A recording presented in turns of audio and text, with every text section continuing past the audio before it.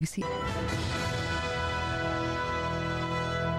Good evening. NATO has denied trying to assassinate the Serb President Slobodan Milosevic, despite the bombing raid overnight, which destroyed one of his two official residences. The Russians tonight claim to have made some progress in negotiating a settlement. They say the Serbs are now prepared to allow an international presence in Kosovo.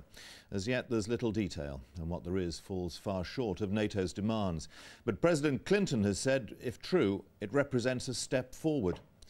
The airstrikes are now into their second month and taking an increasing toll of the Serb economy.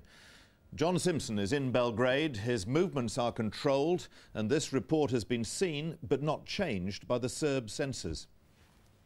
Shortly after 3 o'clock this morning, the war came its closest yet to Slobodan Milosevic. This is his official residence in Užička Street. It's where President Tito used to live, and Tito's buried elsewhere in the compound, though his grave wasn't apparently touched. The master bedroom was hit, but Mr. Milosevic and his family weren't there. It's said he sleeps in a different place each night now. Officialdom was outraged. That was an attack not only the bedroom and living room and dining hall of the President of the Federal Republic of Yugoslavia, but also attacks on the millions of bedrooms and millions of dining rooms of the citizens of this small and brave country.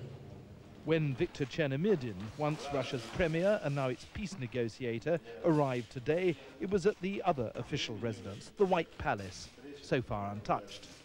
President Milosevic very rarely gives interviews, but he decided to speak to a visiting American academic who put no awkward questions to him.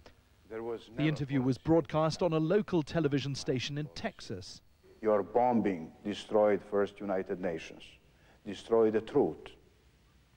And of course, what is the most sad thing for us, killing our civilians and ruining our factories, bridges, housing area, residential area, and all those things. And he stuck by the claim that the driving out of Albanians from Kosovo was all NATO's fault. Before 24th of March, when they started their damn bombing, and they started their dirty aggression against this country, there was no one single refugee.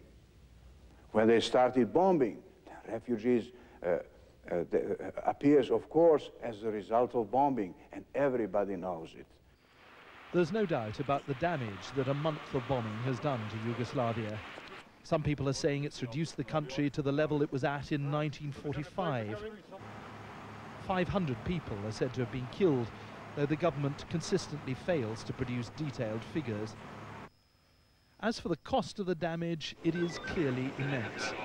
To get some idea of the amount, we visited Belgrade's elegant city hall, once a royal palace, which was bombed twice in each of the world wars, but has so far escaped damage in this one.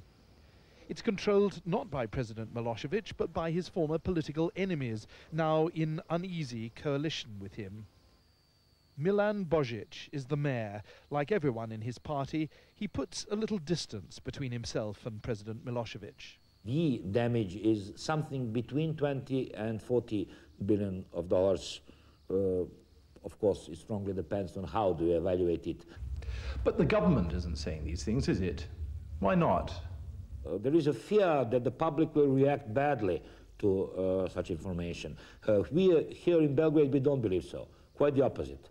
We do believe the well-informed citizen is the best defender of the nation. But how well informed are they about the reasons for the destruction that's being visited on them? Not very, it seems.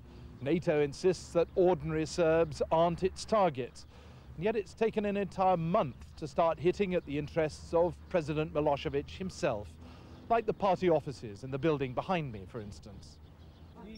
Life is harder and more expensive, yet Yugoslavia is self-sufficient in food, and only citrus fruits are in short supply at present. NATO doesn't want to hurt ordinary people, but it does want them to turn against their president. It's a fundamental contradiction. According to this man, it's the will of one person who's standing up against the whole world. After a month of bombing, that's as far as anyone here is prepared to go. John Simpson, BBC News, Belgrade. Tonight, NATO's leaders are gathering in Washington to